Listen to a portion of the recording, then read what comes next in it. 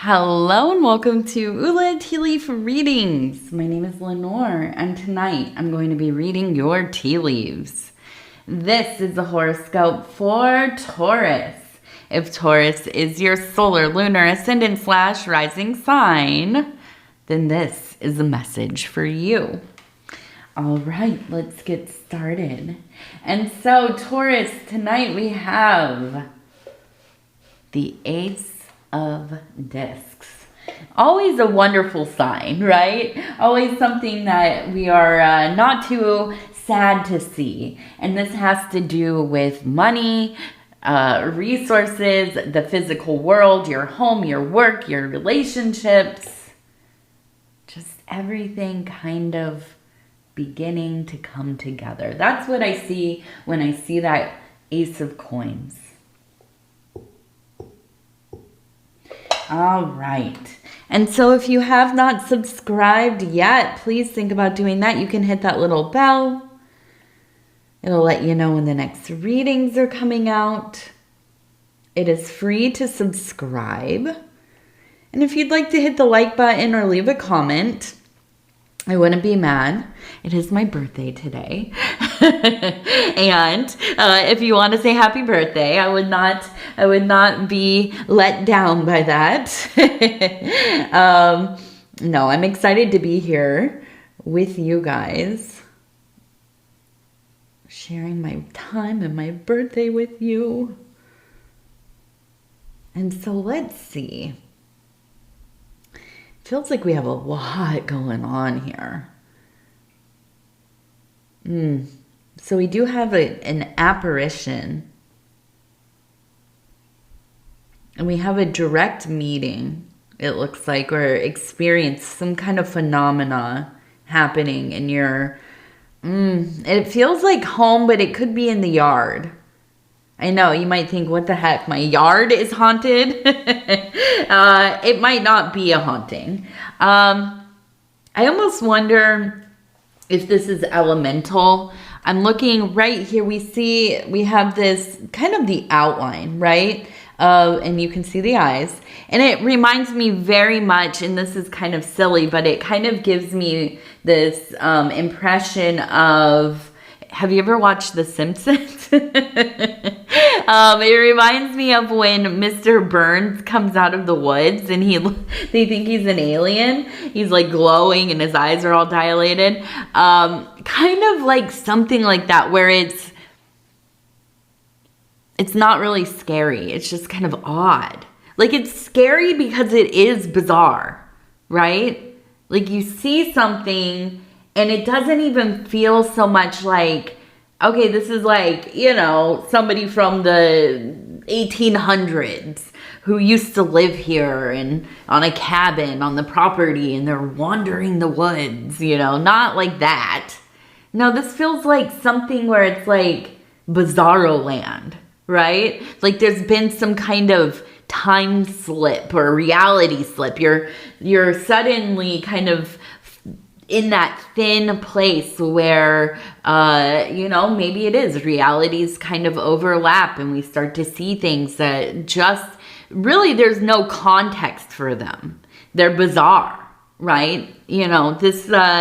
If you have partook in plant medicine, you might kind of understand a little more of what I mean, right? Like you've been to different places and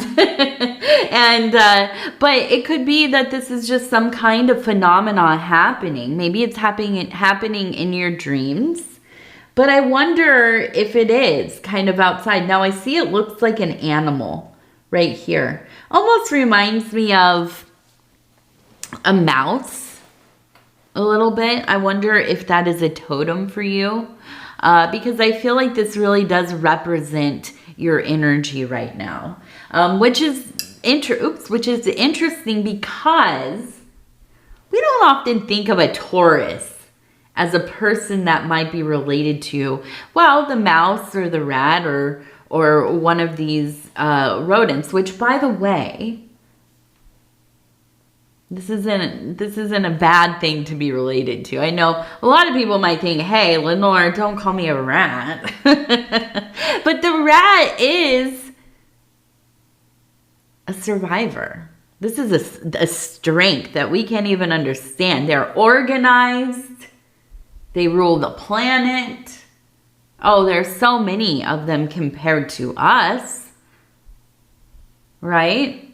And when humans cease to exist, guess who's still going to be here? Right? So, to be, somebody who maybe is born in the year of the rat, or maybe this is a totem for some reason. Maybe you just have a real fondness for little rodents. I don't know what it is exactly, but I'm seeing it kind of amplified, like it is part of your attributes. And that might be, right, that survival, that wherewithal. Against what, how we perceive animals. And now if you're older like me, you remember growing up in a time when people said, absolutely, animals have no consciousness. They have no feelings. They don't remember stuff. They're just animals. Well, I feel like, that kind of thinking is fading out. We know that these animals, rodents, if you've ever watched them, if you've ever seen them, if you've been around them, if you've had them outside or whatever, they're smart. I mean, they are smart. Okay. And so I'm looking at this and I'm thinking, we have this incredibly strong energy coming from you, this bravery, this, get it done. No matter how it has to get done, it's going to get done, right? You just do the thing. You figure it out. You feel pretty confident in your life. Usually you feel like you might know what you're doing, where you're headed, where you've been, where you're at. But then something happens, right? In these moments, they happen. And I like to think that they are gifts from Eris, right? The goddess of chaos. Discordia.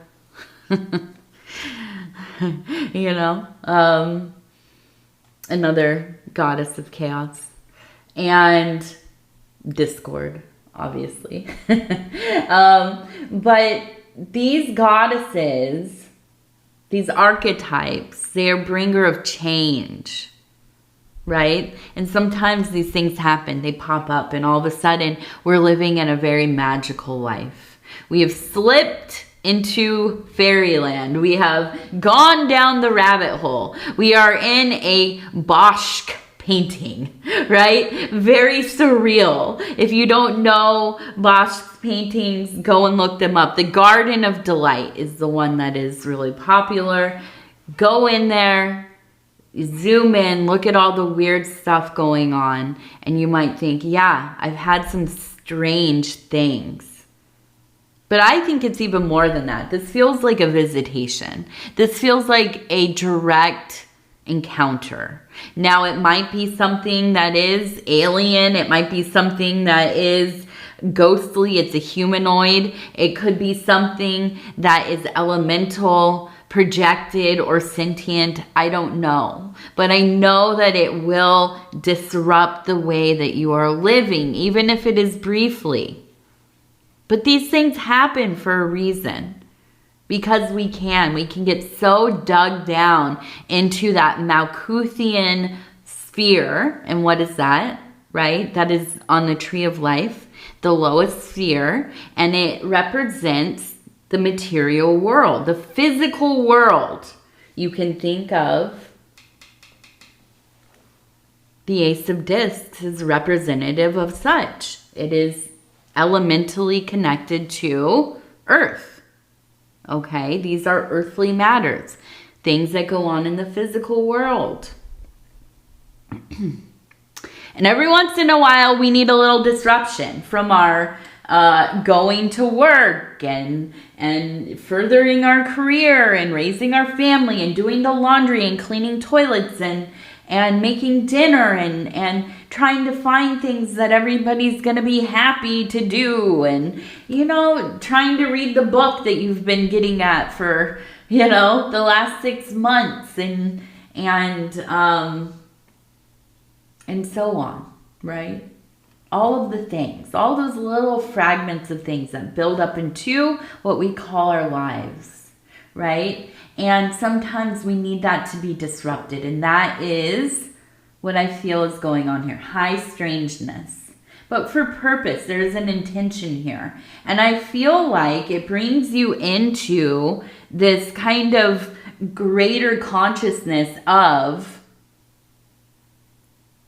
I'm living in what? I don't know what it is. Is it a simulation? Is this an illusion? Is my perception, you know, no longer useful? Do I need to create a new lens to look through, I should say? I don't know. But for me, when I start to have experiences, I realize, yeah, it's time to make some changes. The universe is telling me something. There's no accident that these things are showing up in my dreams, in my visions, in my waking life. When that happens, you really know what the heck is going on. Something is different here. Now, we have a person up here who is running. Can you see them? The head, the hair flying, arm up. Now, I see we have two people who are in union. Now, we have a person running towards them. Now, we also have a person who is on a horse riding behind the person running. Okay? And I don't think that this is somebody who is kind of chasing after necessarily. But it could be, right? It could be. I feel that there is a sense of desire. I feel that there is a want for maybe coupling, courting, becoming a family, maybe reaffirming or reestablishing the relationship that already is. But I do feel that there is this kind of, well, it's going to say cat and mouse, right? And that would make sense. Maybe you are the mouse kind of running away, or at least playing the game, right? Hard to get a little bit. Maybe there is a little interest there. Maybe there's none at all. But I do feel that there is this kind of, there's a tie between you two. You know, when I think about this, I'm like, oh, I hope this is not like a stalker situation. And I don't get that energy. Because listen, if you were being kind of pursued in a way that made you uncomfortable, I think that you are somebody who would stop and fight, right? I'm not going to say that's the right way to do it, but I can't imagine a Taurus just kind of, you know, letting somebody disrupt them in that way, right? Letting somebody make you feel frightened in your own life. But I do think that this is somebody who has loved you for a long time. And maybe from afar. We also have this face here. Look at the eyes and the nose and the mouth. It reminds me of maybe an older woman, middle-aged woman.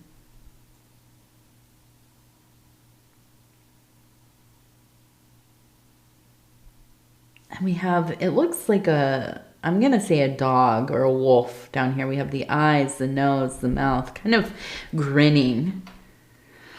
Oh, I almost wonder It's kind of I'm thinking as I'm sitting here and I'm thinking, almost like a neighbor. Maybe when you were growing up. I can imagine them standing on their front stoop. It doesn't seem like a big porch, but just kind of a step, maybe. You know, like a cement, like, square, and it step up, and then you step up into the house. And I can imagine them standing there, and they have this dog, and I think the dog, maybe you were afraid of. You avoided them because the dog, right? But the woman seemed kind, but not overly, almost a little stoic, not stoic, but yeah, maybe, right? Maybe a little stoic. But there was I think, a stability in this neighbor, and I don't know why they're coming up. The dog and this lady and her dog. And I feel like they're almost like you were afraid of them. You know, like when you're a kid and there's like an older lady on the block that's like not married. This is old times, right? Maybe this archetype doesn't exist anymore, but when I was a kid there was this archetype. And maybe she, you know, for whatever reason, you don't know why she lives alone now. It could be something very heart-wrenching. It could be that she just never, didn't want to get married or whatever it is. It doesn't matter. But as a kid, you think, oh my gosh, that's weird, right? A little strange. And people talk, and you hear adults talking and other kids talking. And everybody, maybe not the adults, but all the kids have decided this lady is a witch. She's weird, strange, creepy. What do you think she's doing in her house? She has this dog that's maybe big and nice. Maybe a nice dog, but maybe one time it growled at you. Or maybe, you hear it barking and it's like scratching at the door and scary. But I think as you got older, there's maybe a fondness for this woman. Maybe there's an understanding. And maybe you even forgot about her, but she came up and you think, I kind of have followed. I've followed in her footsteps a little bit. Maybe I am the witch on the block now. Maybe I'm the one that people are like, well, why didn't they get married yet? What are they doing? Why are they always alone? Maybe not. Maybe it is. Maybe you're like me, where you live in an area that you, people probably think you're the Addams family, which they do. They think we're the Addams family. But I do, for some reason, this person comes through, and I just imagine them standing there, kind of, and smiling, waving a little bit, but not like overly friendly. I almost imagine this as being like somebody who was like a teacher or, like something like a lunch lady, but not the nice one. Not like the real sweet second mom kind of lunch lady. No, like kind of stern, right? I remember when a lot of teachers were very stern. I don't, maybe they are when they're older, but my daughter, she has all these teachers that, they're also, just so personal and kind and attentive and involved. And I'm like, gosh, these are like the all-stars, right? I remember people being very, I grew up a long time ago, I was in school a long time ago. So it was a different era. But yeah, this kind of has that vibe of like the stern teacher. Now, I want to take a look. I want to see kind of what is going on, right? I know that there's a sense of strangeness in your life. There's a sense of chase and love and desire and maybe excitement, but still refrained. And there's also these old memories coming up. And I feel like it is. It's like a time where you are maybe looking into your identity, you know? Kind of, maybe, I don't know, deciding to go through a change, or maybe there is a kind of rite of passage or some kind of, well, you know, immediately I thought maybe you are going through like the beginnings or the ends of your Saturn return. That could be. But I'm going to use the Oracle of the Radiant Sun here. And we're going to pick 3 cards.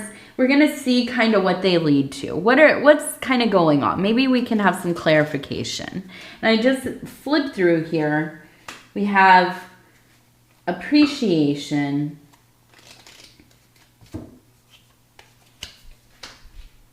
idealism, and defense. Okay, this one's, whew. They're not always too clear to me. What exactly? I want to see. I want one more clarifier for this defense card. Vision. That's okay.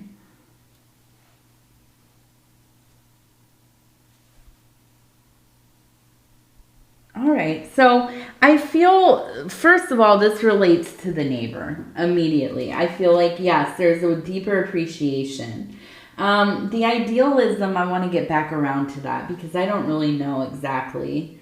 But the vision, we know, we're having some high strangeness. We're having some encounters. And maybe it is that you immediately feel like you have to go into a mode of defense because really it can feel like what the heck is going on. All of a sudden this strangeness is happening, and should I be, you know, exercising my house? Do I need to expel this thing? Do I need to, you know, go see the priest or, you know, some kind of practitioner to come in and bless my house? Or maybe I need to go and see you know, a tea leaf reader or a tarot reader or some kind of diviner. But I always err on the side of protecting oneself because we live in absolute chaos. You never know. You never know. And to have the perception of some kind of control and safety in a time where, yeah, maybe things feel a little funky, right? Not a bad thing. Not a bad thing. But at the same time, I think it is important for us to let things kind of flow through our lives.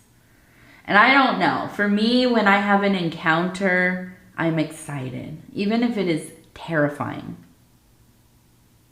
And recently I just had a vision. I was with my husband and we had been spending some, you know, time talking, and, you know, it was late at night, and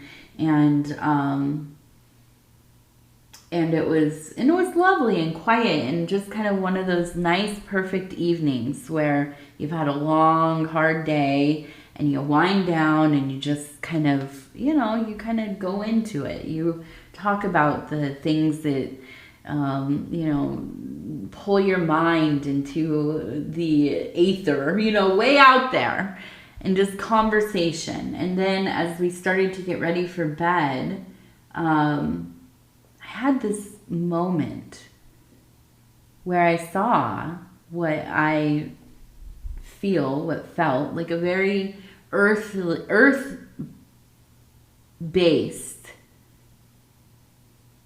very earthy, elementally, mother archetype, dark mother. She's the dark mother. And she turned slowly, but she turned and she looked at me. And we looked at each other right in the eyes. And I thought immediately, she has noticed me. She noticed me. She saw me. I almost felt like when you're a kid and you're sneaking around the house looking for that candy that mom and dad put away somewhere, and you're just getting into that time where you're old enough to snoop a little bit, right? Walking quietly. And suddenly, you realize that you have triggered mom's attention. Whatever she was doing, she stopped and she's listening. And you stopped so she doesn't hear where you're at. But then there's that moment you turn and you make eye contact.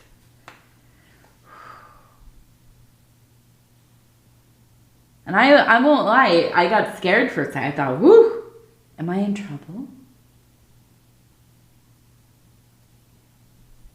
And then the vision was over. But even so, when these things happen, I'm excited. So you might be like me. You might think, okay, it might not be, something that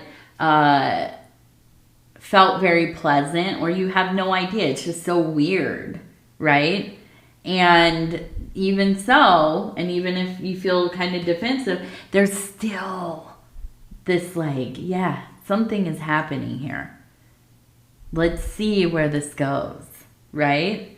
And maybe that is that idealist in you, right? And I do feel, as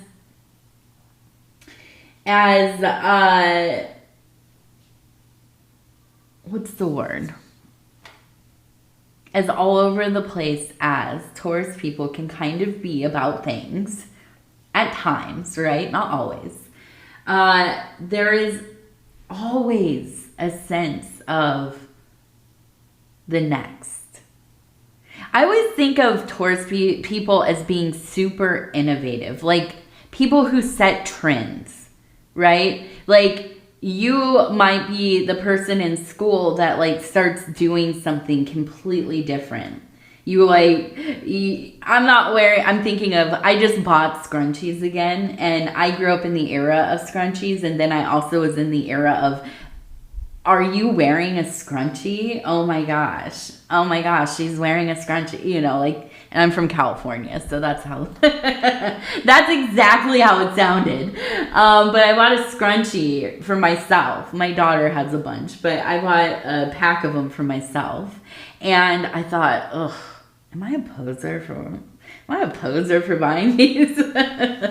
Also, I'm like 40 years old almost, so get over the poserness. But I feel like we're the person that was maybe making the trends, right? You were maybe the person that, brought the scrunchie back. Maybe you're the person that brought the scrunchie into play in the first place. Nobody ever saw that dang thing before. Maybe you were the first one to wear a band shirt, or, to whatever it is. I don't know, to have and I'm really aging myself in a very specific time frame here, but the first person to have the Tamagotchi. Now, if you're around my age, you remember how important that was to have that little, keychain thing that you had to take care of, or whatever. You had to keep it alive. But whatever it is. So I always think of Taurus people as being very ahead. And part of that you have to be an idealist. You have to be somebody who is forward thinking, somebody who cares about things, right? You have to have a care, a desire to evolve, a desire to create, right? A desire to get out there, be the hunter-gatherer, find things to put together, find things that you like, find things that are novel that nobody else has seen yet, right? And so I could see how the situation might be kind of what the heck, but at the same time, you're enjoying it, right? And so let's take a look over here. We have, it looks like a mermaid. Okay, so a siren. We have a siren holding a bird, a message. The birds are always messengers in my universe. Not every bird, but the little birds especially. And with the siren,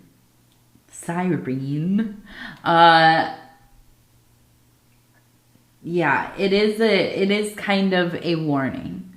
And that is, right, we know the siren or siren is a being that sings, calls out to, has the most beautiful voice ever, enchanting, alluring, right? And it draws you in.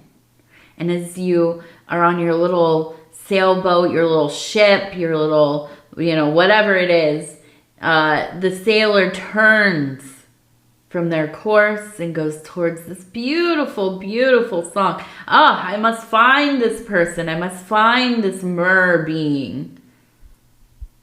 And then they sail right into the rocks. They're sunk. They're destroyed. And so don't get lost in it all. And that's what I read from this. Don't get lost in it all. Make sure that you have your feet on the ground. Right? Stay centered. Don't get lost in the irrational chaos, the surreal, the strange.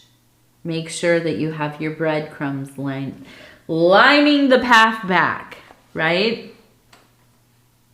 If you go into the fairylands, there's still hope for you to come back, but don't eat the food. Don't eat anything they offer you, or you will continue to be lost. All right, let's take a look at our gratitude affirmation cards. And I'm going to go ahead, I'm going to flip through, I'm going to stop where it feels right. Oh my goodness, flip over. There we go. Alignment of infinity. I am grateful for life. I was born because a near infinite number of cosmic moments in all of history aligned to create me, giving me this chance to live. I have unique purpose etched within my precious life. Practice. Reflect on a time when you truly sense the divine purpose. Inhale deeply while feeling the sense of purpose. Absolutely. This one I love deeply because this is one of my constantly used affirmations, especially when everything seems to be going wrong. I feel like I'm failing. I don't know what the heck I'm doing. Why am I here? What is all of this about? And I remind myself how lucky we are to be the divine beings that we have become, that we are, that we come from, that, that cheesy thing that people say that I love. I just eat it up. We come from stardust, right?